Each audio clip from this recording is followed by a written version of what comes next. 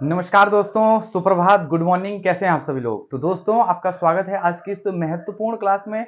और ये जो क्लासेस रहने वाली है आपकी उत्तराखंड में या अन्य जो भी आपके भर्ती एग्जाम होते हैं, तो उसमें आपकी पॉलिटी से संबंधित जो भी आपके प्रश्न बनते हैं, तो पॉलिटी से संबंधित, राजनीतिक शास्त्र से संबंधित आज की क्लास रहने वाली है। और मेरे चैनल के माध्यम से प्रत्येक दिन आप सभी के रिवीजन के लिए और रिवीजन ताकि आपका बेहतर ढंग से हो सके, तो चैनल के माध्यम से प्रत्येक दिन आपकी क्या होती है, रिवीजन क्लासेस चलाई जाती हैं। तो इसलिए आप सभी से उम्मीद करता हूं कि चैनल को जो है आप लोग सब्सक्राइब कर लीजिएगा और बेल आइकन को प्रेस कर लीजिएगा, क्योंकि प्रत्येक दिन और डेली चैनल के माध्यम से वीडियो आप सभी के लिए अपलोड की जाती है। तो आज का जो विषय रहने वाला है, कल मेरे द्वारा मेरे चैनल के माध्यम से आपका हिस्ट्री से संबंधित आपकी क्लास डाली गई थी, तो आज जो है आज क्या होगी, आज होगी आपकी पॉलिटी।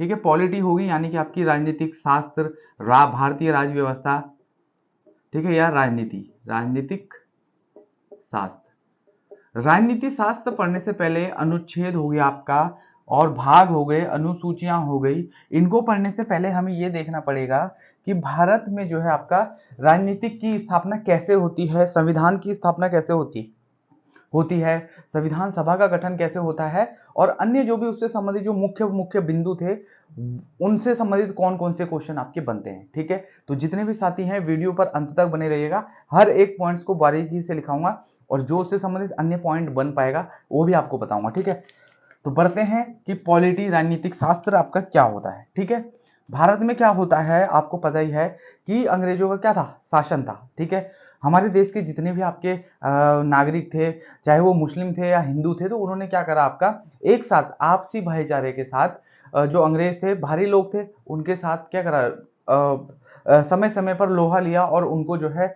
ये एहसास कराया कि आप क्या हैं, आप भारी हैं, आप यहाँ के नहीं हैं, आप हमारा देश छोड़कर चले जाइए, हमें आज़ाद कर दीजिए। और कहीं हम भारत के जो नागरिक थे उन्होंने यात्राएं सही, तो तब जाकर जो है आज हम क्या कर रहे हैं, खुली हवा में सांस ले पा रहे हैं। तो हमें जो है उनके जितने भी पूर्वज थे हमारे, और जितने भी पहले के लोग थे जिन्होंने आज़ादी की जो लड़ाई थी उसमें भाग लिया, तो उनके जो योगदान है, उनके इस योगदान को भूलना नहीं चाहिए। ठीक है, उनके योगदान को भी हमेशा याद रखना चाहिए, और उन परिवारों के योगदान को भी याद रखना चाहिए जिन्होंने किसी स्वतंत्रता जो आपके संग्राम हुए थे उनमें अपने किसी अपने को खोया है। ठीक है, तो संविधान देखिए, और भारत में शासन कैसे चलता है। ठीक है, भारत में शासन कैसे चलता है, भारत में शासन चलता है आपके संविधान से। ठीक है, संविधान से ही भारत में शासन चलता है। देखिए, जब अंग्रेज आपको भारत को आज़ाद करके गए, तो ऐसे तो नहीं था कि भाई भेड़ चाल में जो है देश चल जाता है। देश चलाने के लिए एक ना एक, मान लीजिए कोई भी अगर कंपनी चलती है या कोई भी इंस्टीट्यूट चलता है, तो उसके लिए क्या होता है, एक पहले नियम बनाए जाते हैं। ठीक है, नियम कानून बनाए जाते हैं कि भाई इंस्टीट्यूट में ऐसा नहीं करना चाहिए आपको, या कोई भी कंपनी में आप ऐसे आएंगे, इतने टाइम पर आएंगे, ऐसे जाएंगे। तब क्या होता है, एक सही तरीके से होटल चल पाता है, कुछ भी चल पाता है आपका, कुछ भी आपका वर्क चल पाता है, आपका इंस्टीट्यूट चल पाता है। तो ऐसे ही हुआ, भारत भी क्या है, एक संस्थान है, यानी कि एक इंस्टीट्यूट आप बोल सकते हैं। ठीक है, तो इसके लिए जो है एक क्या जरूरत पड़ी, एक किताब की जरूरत पड़ी या एक संविधान की जरूरत पड़ी। ठीक है, तो संविधान की जरूरत पड़ी, तो फिर क्या हुआ आपका कि इसके लिए जो है, देखिए, अगर संविधान की जरूरत पड़ रही है, कुछ आपके जो है मुख्य बिंदु या पॉइंट की जरूरत पड़ रही है, तो उनको बनाने वाले भी तो कोई चाहिए होंगे, है ना, उनके बनाने वाले भी चाहिए। तो उनके लिए जो है एक समिति या सभा का भी गठन बेहद जरूरी तब हो जाता है। ठीक है, तो हम ये बात कर लेते हैं कि देखिए, पॉलिटी से संबंधित सबसे पहले यही होता है कि संविधान सभा का गठन। ठीक है, ये संविधान सभा का गठन कब होता है, इसमें कितने सदस्य थे, कौन कौन थे, क्या क्या होता है, इनका क्या क्या कार्य होता है। ठीक है, संविधान सभा का गठन होता है आपका जुलाई 1946। ठीक, जुलाई 1946, जिस समय आपका क्या देश आजाद नहीं होता है। ठीक है, इस समय जो है आपका, जब जुलाई 1946 में संविधान सभा का गठन होता है, ठीक है, तो ये जो है किसकी संस्तुति पर होता है, ठीक है, किसकी अनुशंसा पर होता है, या कौन हमारे भारत के लोगों को या भारत के जो नेता थे उनको ये सजेस्ट करता है कि आप क्या करिए, अगर आपको देश आजाद चाहिए तो पहले जो है एक संविधान सभा का निर्माण कीजिए। कौन आपका वो मदद करता है, कौन इस तरफ इशारा करता है, वो करते हैं अंग्रेज लोग। ठीक है, अंग्रेज में कौन थे, अंग्रेज में से कौन आ रखा था, अंग्रेज से आ रखा था आपका एक कैबिनेट मिशन। ठीक है, ब्रिटेन या जिसे इंग्लैंड आप बोलते हैं। ठीक है, कैबिनेट मिशन एक आ रखा था। ठीक है, कैबिनेट मिशन, इसकी संस्तुति पर क्या होता है, आपका संविधान सभा का गठन होता है।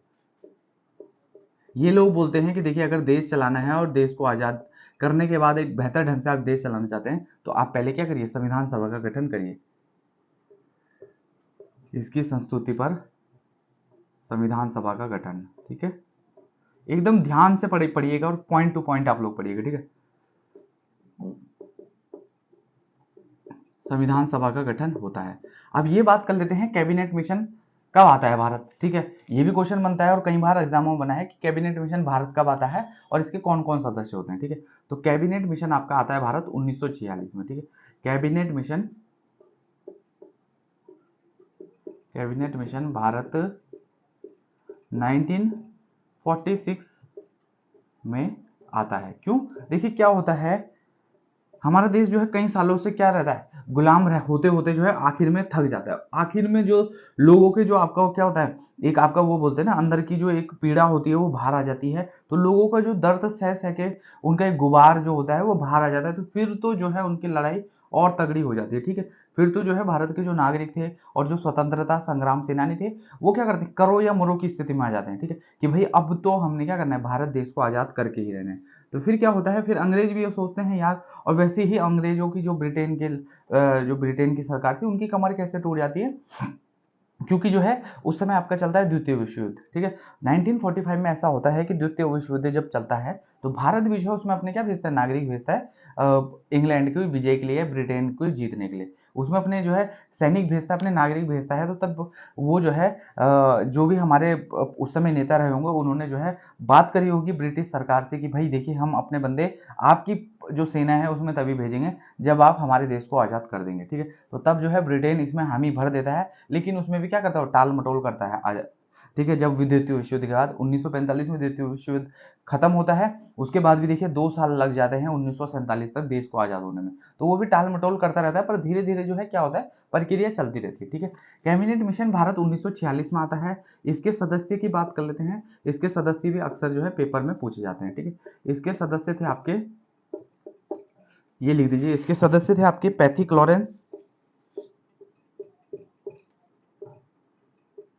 इसके सदस्य थे आपके पैथिक लॉरेंस और Stafford Cripps,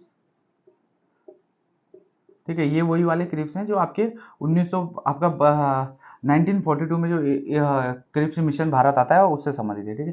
Pethick Lawrence, Stafford Cripps और एवी अलेक्जेंडर, ठीक है। ये तीनों ही नाम पूछे जाते हैं। कभी इसमें एक अन्य नाम दे दिया जाता है बीच में बच्चों को कंफ्यूज करने के लिए, एक कि इन तीनों में से कौन सा सदस्य आपका क्या कैबिनेट मिशन में नहीं था, ठीक है। तो तीनों के ही नाम आप याद रखिएगा, पैथिक लॉरेंस, स्टेफोर्ड क्रिप्स और एवी अलेक्जेंडर, ठीक है, एवी अलेक्जेंडर। तो ये जो तीनों आते हैं कैबिनेट मिशन लेकर भारत आते हैं। कैबिनेट मिशन का मुख्य क्या होता है, भारत में एक नई सरकार का निर्माण करना और भारत को आजाद करना, ठीक है। 1946 में ही आता है, ये भी लिख दीजिएगा। 3 सदस्य इसके भारत आते हैं, ठीक है।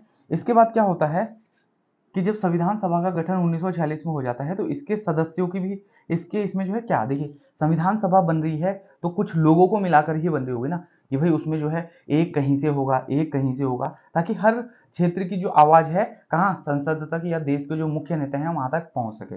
तो संविधान सभा के जो सदस्य थे इनकी सभा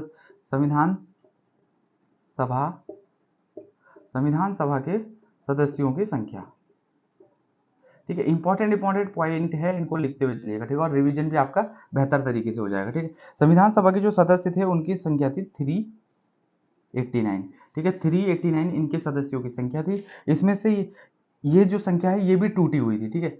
292 क्या थी, 292 थी आपकी ब्रिटिश प्रांतों के प्रतिनिधि, ठीक है। 292 ब्रिटिश प्रांत से थे। 4 आपके कमिश्नर क्षेत्र थे, ठीक है, 4 कमिश्नर क्षेत्र, ठीक है। आगे लिखने की जगह नहीं, इसने आप लिख दीजिएगा 292 ब्रिटिश प्रांत, 4 कमिश्नर क्षेत्र और आपके बाकी जो थे 93 आपके देशी रियासत है, ठीक है। 93 देशी रियासतों से थे, ठीक है। तो ये भी क्वेश्चन आपके बनते हैं कि जब संविधान सभा का निर्माण होता है उस समय सदस्यों की संख्या कितनी थी, 389 टोटल थी। 292 आपके ब्रिटिश प्रांत, 4 आपके कमिश्नर क्षेत्र और 93 क्या थी, देशी रियासतों की सीटें थी। अब क्या होता है इसमें पूरा समझिए, ठीक है। हर चीज बारीकी से आपको बताई जाएगी, जितना मेरे को नॉलेज होगा, जितना मेरे को क्या होगी, जानकारी होगी।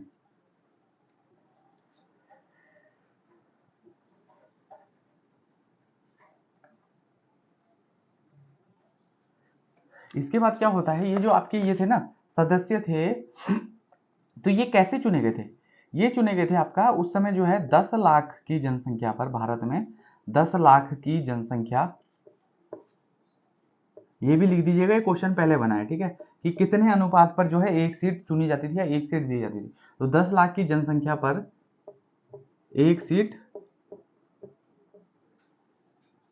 दी गई थी, ठीक है, एक सीट दी गई थी। जैसे आज आपके सांसद होते हैं ना, सांसद, आपने देखा होगा सांसद थे, तो आजकल जो है क्या हो रहा है, आज सांसद की जीतने की प्रक्रिया भी वही थी, ठीक है, कि एक सांसद के क्षेत्र में लगभग कितना एरिया आ जाता है, 10 लाख या फिर 15 लाख, इतने जो आपके जो नागरिक होते हैं वो आ जाते हैं। तो उस समय भी ऐसी था कि 10 लाख की जो जनसंख्या थी उस पर एक सीट आवंटित की गई थी।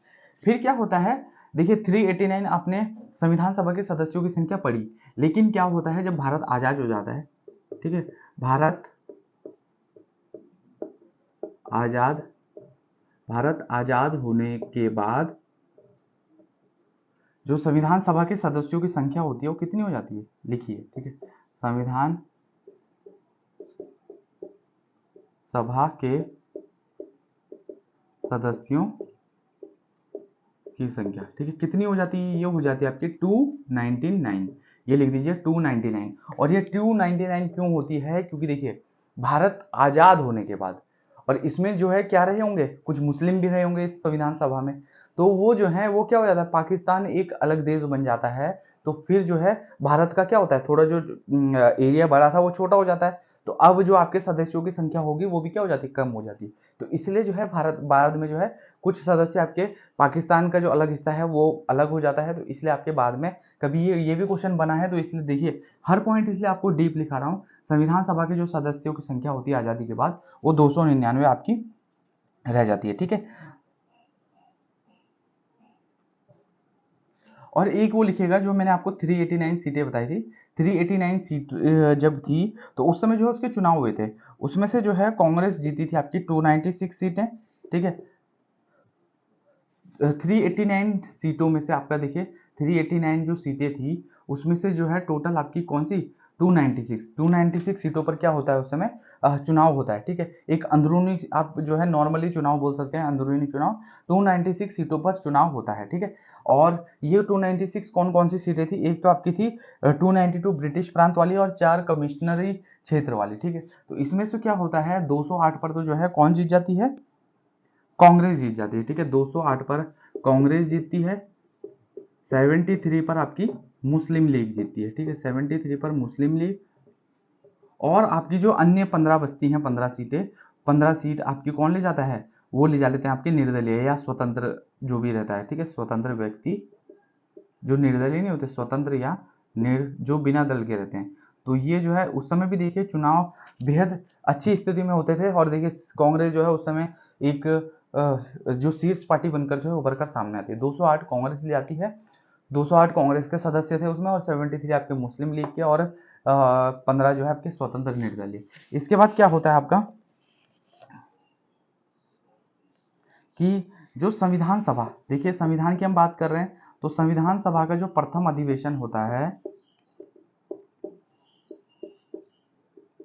ठीक है, संविधान सभा का प्रथम अधिवेशन कब होता है, वैसे अधिकांश बच्चों को पता होगा, लेकिन क्या हो रहा है, मैं केवल एक आपकी रिवीजन क्लास ले रहा हूं, ठीक है, ताकि आपको जो है दोबारा से हो जाए। ये होता है आपका 9 दिसंबर 1946 को, ठीक है, 9 दिसंबर 1946 को संविधान सभा का प्रथम अधिवेशन होता है। और कहां पर होता है आपका, ये दिल्ली, ठीक है।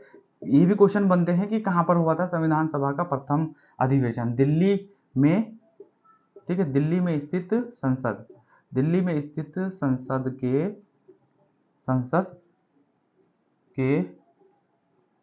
केंद्रीय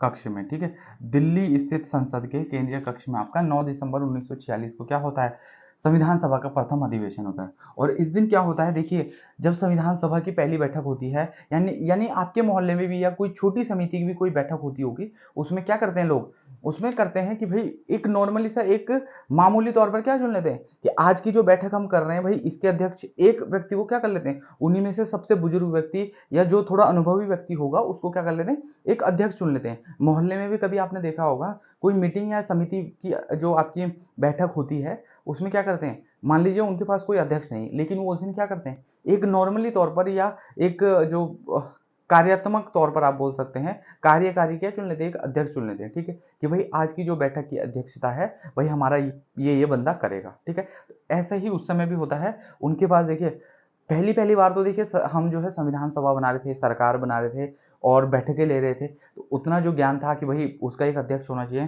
तो उस उतना ज्ञान अभी देश में किसी पे नहीं था। तो उन्होंने क्या करा कि भाई जब बैठक हुई पहली, तो चलो भाई सब में से एक अध्यक्ष बना के किसी को चुन लेते हैं। तो सब में से किसको जो है अध्यक्ष चुना गया, ये चुना गया आपका डॉक्टर सच्चिदानंद, ठीक है, डॉक्टर सच्चिदानंद सिन्हा, ठीक है। डॉक्टर सच्चिदानंद सिन्हा को जो है क्या चुन लिया गया, अस्थायी अध्यक्ष चुन लिया गया, ठीक है, पहली बैठक में चुना गया इनको केवल, ठीक है।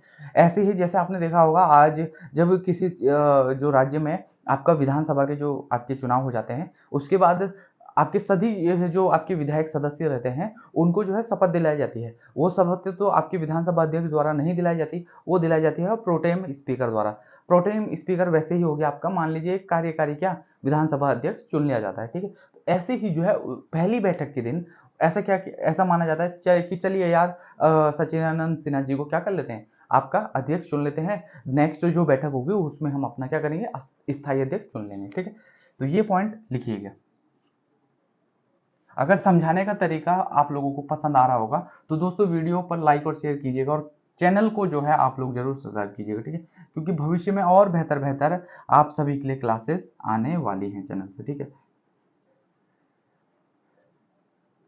और चैनल के माध्यम से जो है मैं हर समय कभी कभी अपडेट डालता रहता हूँ यूके ट्रिपल एस सी की, यूके पीएससी की। तो उसमें जो है कभी मान लीजिए जल्दबाजी में थोड़ी सी अगर कुछ गड़बड़ हो जाए तो उसके लिए जो है मैं माफ़ी चाहता हूँ आप सभी से, क्योंकि कल भी जो है मेरी तरफ से एक वीडियो बनाने में थोड़ी सी उसमें गड़बड़ी कर दी गई। इसके बाद क्या होता है, देखिए पहली बैठक कब होती है, 9 दिसंबर 1946 को। दूसरी होती है उसके 2 दिन बाद, ठीक है, 11 दिसंबर 1946 को। दूसरी होती है आपकी 11 दिसंबर 1946 को। इस दिन क्या होता है आपका, डॉक्टर राजेंद्र प्रसाद, ठीक है, डॉक्टर राजेंद्र प्रसाद जो हमारे देश के क्या थे, पहले प्रथम राष्ट्रपति थे, डॉक्टर राजेंद्र प्रसाद जी को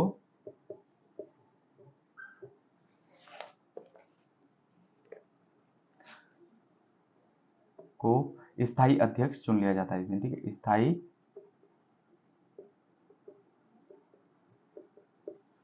स्थायी अध्यक्ष इस दिन आपका डॉक्टर राजेंद्र प्रसाद जी को चुना गया।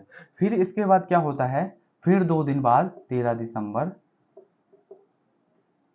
1946 इस दिन क्या होता है, इस दिन आपके जो पंडित जवाहरलाल नेहरू जी थे, देखिए जो भी हमारे पूर्वज हैं और जिन्होंने भी देश की आजादी में चाहे योगदान किया हो या ना किया हो, ठीक है, उनका नाम तो देखिए कागजों में है ना, तो उनका जो है हमेशा सम्मान कीजिए, ठीक है, क्योंकि देखिए आज जो भी आजादी मिली है चाहे एक व्यक्ति से नहीं मिली, हम ये नहीं बोल रहे हैं कि एक व्यक्ति से मिली है, लेकिन जिसका नाम उभर कर सामने आ रहा है या जिसका नाम आप किताबों में पढ़ रहे हैं तो उनका जो है हमेशा सम्मान कीजिए, ठीक है।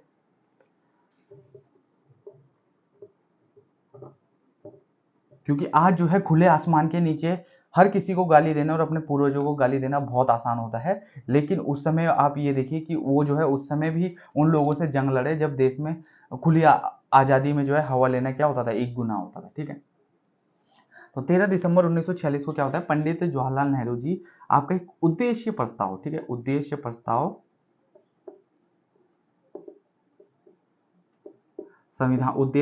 संविधान सभा के सामने पेश करते हैं, ठीक है, संविधान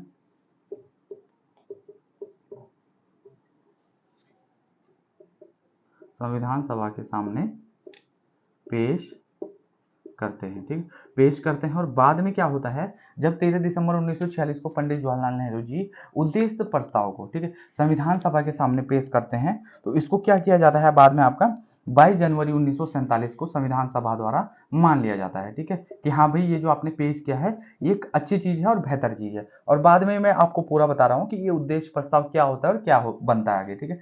22 जनवरी 1947 को संविधान सभा, ठीक है, 22 जनवरी 1947 को संविधान सभा उद्देश्य प्रस्ताव को मान लेती है, ठीक है, उद्देश्य प्रस्ताव को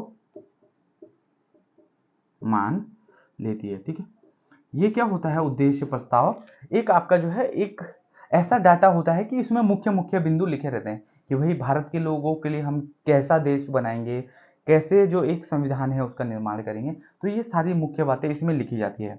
और ये क्या करता है, आपका उद्देश्य प्रस्ताव जो है आपके संविधान के निर्माण के लिए एक सटीक दर्शन और मार्गदर्शन, यानी कि आपको जो है संविधान सभा का जो निर्माण है वो किस दिशा में करना है, कैसा करना है, आपका संविधान कैसा होना चाहिए, लचीला होना चाहिए, कठोर होना चाहिए, आपके नागरिकों को इसमें राहत मिलनी चाहिए, नहीं मिलनी चाहिए। तो एक ऐसा मार्गदर्शन इसने संविधान सभा के लिए दिया।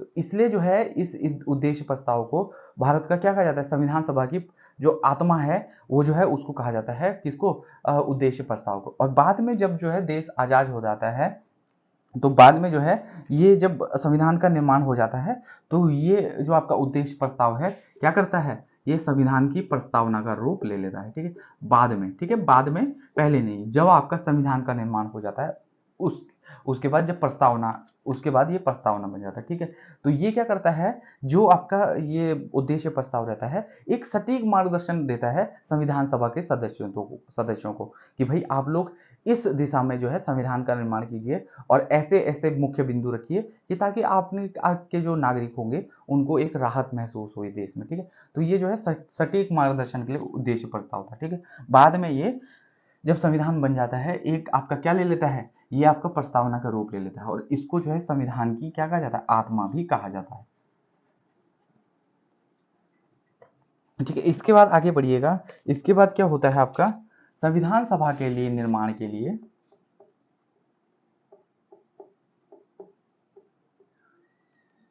ठीक है, संविधान के निर्माण के लिए, ठीक है, संविधान के निर्माण के लिए टोटल कितनी, कभी क्वेश्चन बन जाएगा इसलिए देखिए कंफ्यूज हो जाएंगे आप। ठीक है, संविधान के निर्माण के लिए टोटल आपकी 22, ये लिख दीजिए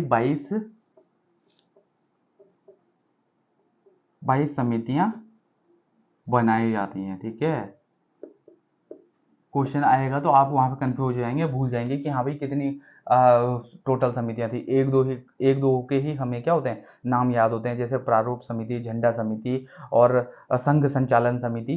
तो आपकी टोटल कितनी थी, 22 थी, लेकिन इंपॉर्टेंट कितनी थी, जो मुख्य मुख्य कार्य करती थी वो आपकी 6 या 8 थी। ठीक है, तो संविधान के निर्माण में कभी पूछा जाए कि लिए टोटल कितनी समितियां थी, तो टोटल 22 समितियों का क्या किया गया था, आपका निर्माण किया गया था। अब जो इंपॉर्टेंट समिति है उनके नाम लिख दीजिए। ठीक है, प्रारूप समिति, ठीक है, प्रारूप समिति। और इसके बाद जो है थोड़ा हम प्रारूप समिति के बारे में पढ़ेंगे। इसके जो अध्यक्ष थे वो थे आपके डॉक्टर भीमराव अंबेडकर। ठीक है, डॉक्टर भीमराव अंबेडकर। ठीक है, डॉक्टर भीमराव अंबेडकर प्रारूप समिति के अध्यक्ष थे। इसके बाद थी आपकी संघ संविधान समिति, संघ संविधान समिति। इसके अध्यक्ष कौन थे आपके, इसके थे आपके जवाहरलाल नेहरू जी। ठीक है, जवाहर,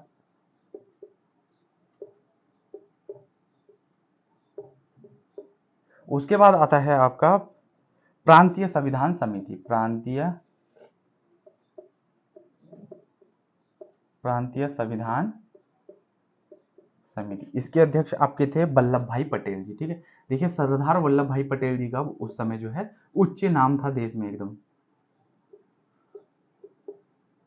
ठीक है, यहाँ पे लिख दीजिए सरदार। ठीक है, सरदार वल्लभ भाई पटेल। और एक बार बता दीजिएगा कि जो वल्लभ भाई पटेल जी थे इनको सरदार की उपाधि कौन से आंदोलन के बाद मिली थी। ठीक है, उसके बाद थे आपकी कार्य संचालन समिति।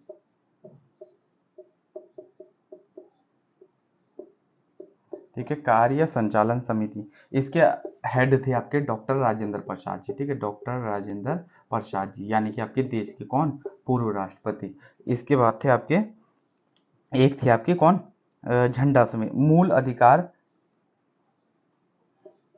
कि भाई मूल अधिकार कैसे होंगे, उनकी रूपरेखा कैसी होगी, उनके मुख्य बिंदु कैसे होंगे। मूल अधिकार एवं अल्पसंख्यक समिति। ठीक है,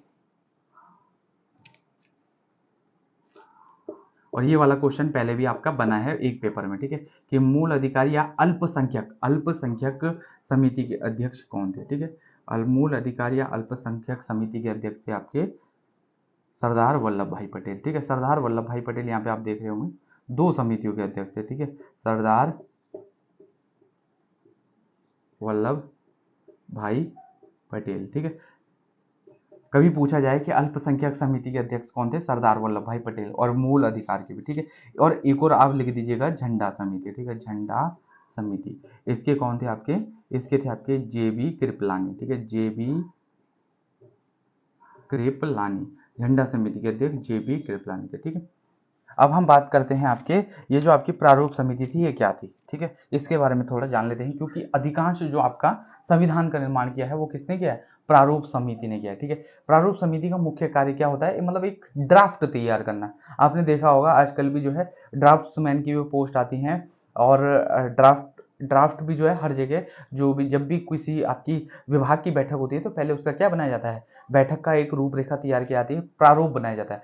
प्रारूप मतलब आपका क्या हो गया, रूपरेखा तैयार करना कि भाई कार्यक्रम कैसे चलेगा, क्या होगा, किस दिन क्या होना है, तो पूरी एक रूपरेखा तैयार करने को क्या बोलते हैं, ड्राफ्ट या प्रारूप, ठीक है।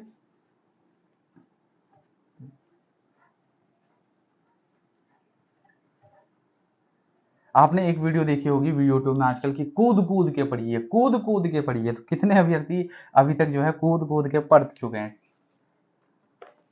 तो एक जो है फिर क्या होता है, देखिए प्रारूप समिति का काम हम आपको बाद में सिखाएंगे।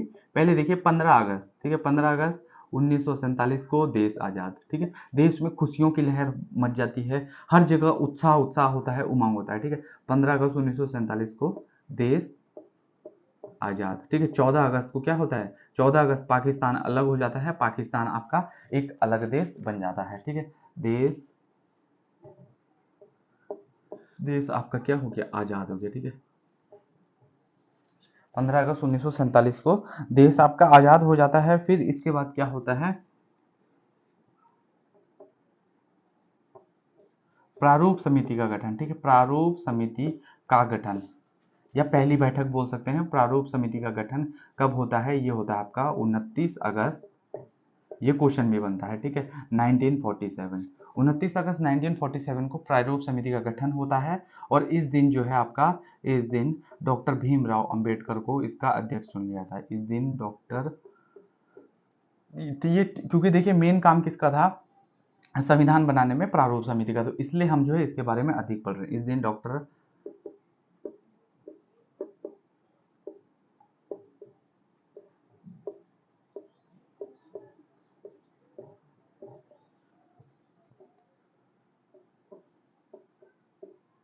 को इसका, और एक बार बता दीजिएगा पूना पैक्ट, ठीक है, पूना समझौता आपने सुना होगा, तो गांधी जी और भीमराव अंबेडकर जी के बाद किस दिन जो है, किस दिन किस तारीख को पूना पैक्ट होता है, एक बार कमेंट में कर दीजिएगा, ठीक है। इसका अध्यक्ष, ठीक है, इसका अध्यक्ष चुना गया। क्या होता है कि इसमें जो है प्रारूप जो समिति रहती है, इसमें जो है आपके टोटल सदस्य लिख दीजिएगा, प्रारूप समिति में सदस्य,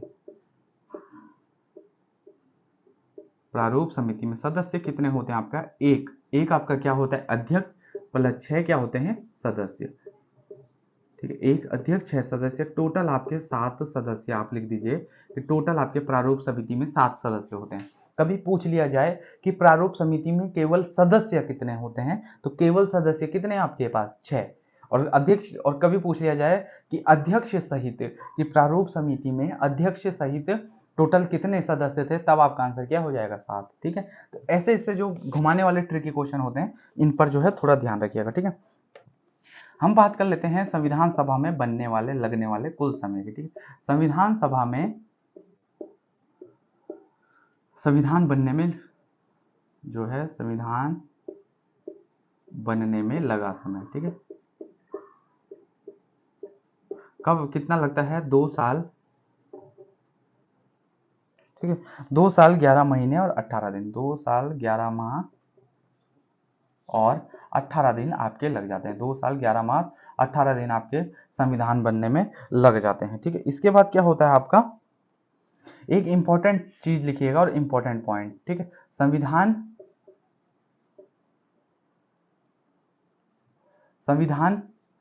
सभा, संविधान सभा का जो प्रथम वाचन, ये कब से कब तक चला, ये क्वेश्चन पूछा जाता है, ठीक है। संविधान सभा का प्रथम वाचन, ठीक है, कब प्रथम वाचन कब से कब तक चला, यहाँ पर लिख दीजिए 4 नवंबर, ठीक है, 4 नवंबर से 9 नवंबर, ठीक है, 4 नवंबर से आपका 9 नवंबर 1948 तक, 1948। ये क्वेश्चन हर बार पूछा जाता है, ठीक है। संविधान सभा बनने में लगा समय आपका 2 साल 11 माह और 18 दिन, और संविधान सभा का जो प्रथम वाचन था आपका चला 4 नवंबर से और 9 नवंबर 1948 के बीच में, ठीक है। अब एक दो पॉइंट ये जो संविधान के गठन से और संविधान के निर्माण से संबंधित है, उसके बाद फिर हम क्या बढ़ते हैं, संविधान के अंदर बढ़ते हैं और संविधान की किताब खोलते हैं, ठीक है। पहले तो देखिए मेन जो मुख्य बिंदु हैं कि संविधान का निर्माण कैसे हुआ, क्या हुआ, तभी तो हम संविधान के बारे में पॉलिटी के अंतर्गत पढ़ेंगे, है ना। फिर इसके बाद क्या होता है, जब 2 साल 11 माह 18 दिन लगे तो 26 नवंबर 1949, ठीक है, 26 नवंबर 1949 को मतलब संविधान क्या हो गया, बनकर पूर्ण तैयार हो गया, संविधान बनकर तैयार। और इसी दिन क्या होता है, संविधान सभा इसे अंगीकृत कर देती है, ठीक है, संविधान सभा अंगीकृत कर देती है, ठीक, अंगीकृत करती है किस दिन, 26 नवंबर 1949 को, 1949 को। ये अंगीकृत आप पढ़ रहे होंगे, ये अंगीकृत क्या होता है, अंगीकृत होता है किसी चीज को अपनाना या संबंध करना या स्वीकार करना। तो अंगीकृत ये होता है कि हाँ अब हमने ये जो हम चीज बनकर तैयार हुई है इसको क्या किया है, अपना लिया है इसको, ठीक है। तो संविधान सभा अंगीकृत कब करती है, संविधान जिस दिन बनकर पूर्ण होता है 26 नवंबर 1949 को, ठीक है। और फिर इसे क्या किया जाता है आपका 26 जनवरी, ठीक है, 1950 को पूरे देश में लागू कर दिया जाता है, ठीक, पूरे देश में लागू कर दिया जाता है।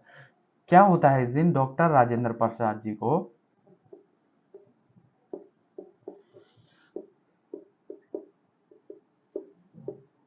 देश का जो प्रथम राष्ट्रपति है वो चुन लिया जाता है, ठीक है, देश का, कि भाई अब भारत भी क्या है, एक गणतंत्र राज्य बन गया है, ठीक है।